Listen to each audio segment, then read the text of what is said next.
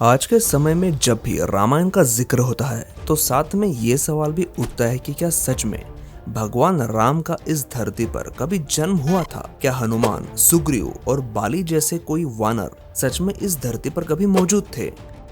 अब हम या कोई और भी रामायण को साबित करने के लिए इन लोगों को आपके सामने नहीं ला सकते, लेकिन इन लोगों के होने के प्रमाण आपको जरूर बता सकते हैं। आज के इस वीडियो में हम आपको ऐसे ही 3 आर्कियोलॉजिकल प्रूफ्स बताने वाले हैं जिससे शायद रामायण से जुड़ी आपकी सोच बदल जाए। वीडियो में आगे बढ़ने से पहले मैं आपसे रिक्वेस्ट करूंगा कि प्लीज इस वीडियो को लाइक जरूर कीजिए ताकि ये वीडियो ज्यादा से ज्यादा लोगों तक पहुंचे। साउथ अमेरिका की एक पहाड़ी पर एक बहुत पुराना जियोग्लिप्स बना हुआ है जिसे कैंडेलेब्रा ऑफ एंडीज कहते हैं। इस जियोग्लिप्स की लंबाई 600 फीट है और ये बिल्कुल समंदर के पास वाली पहाड़ी पर मौजूद है।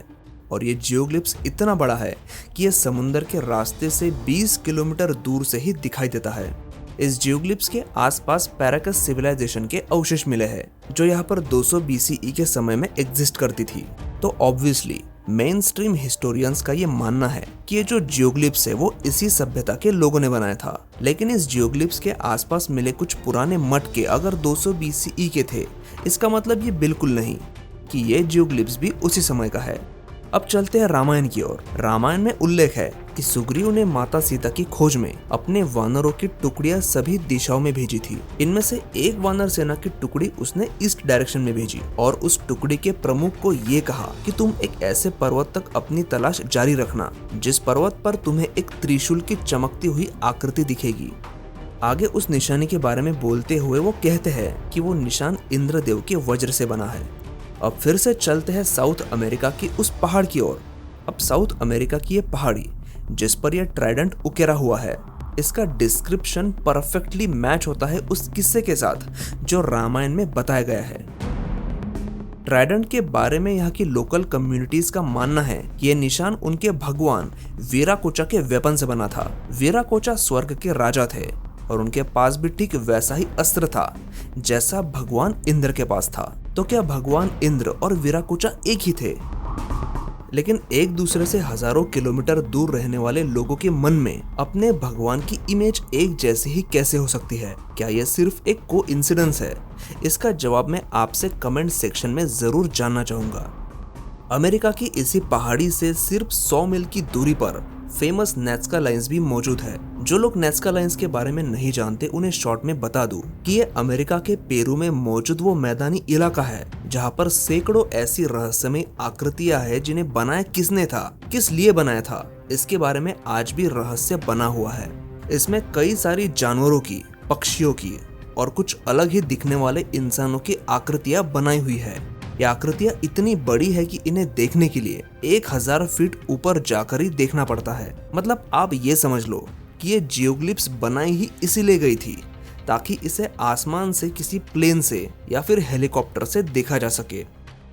आज के समय में हम ये जियोग्लिप्स प्लेन से या फिर हेलीकॉप्टर में बैठकर आराम से देख सकते हैं, लेकिन ये जियोग्लिप्स बनाए गए थे हजारों साल पहले जिस समय हमारे मेन स्ट्रीम हिस्टोरियंस के अनुसार विमान नहीं हुआ करते थे।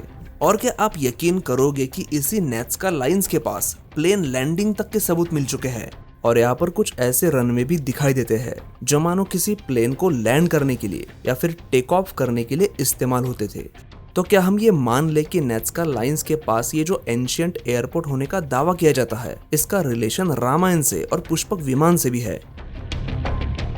लेकिन इस जगह का उसी पर्वत के पास होना जिस पर्वत का उल्लेख सुग्रीव ने किया था, यह इस बात की ओर इशारा करता है कि ट्राइडेंट ऑफ पेरू और इन नाज़का लाइन्स का कनेक्शन रामायण के साथ जरूर है। अभी भी आपको अगर यकीन नहीं हो रहा हो तो मैं एक सबूत और देता हूँ। नाज़का लाइन्स की इन आकृतियों में कई सारे जानवरों के डिजाइन के बीच एक ऐसी ज्योमेट्रिकल डिजाइन मौजूद है जो शायद आपका पर्सपेक्टिव चेंज कर दे।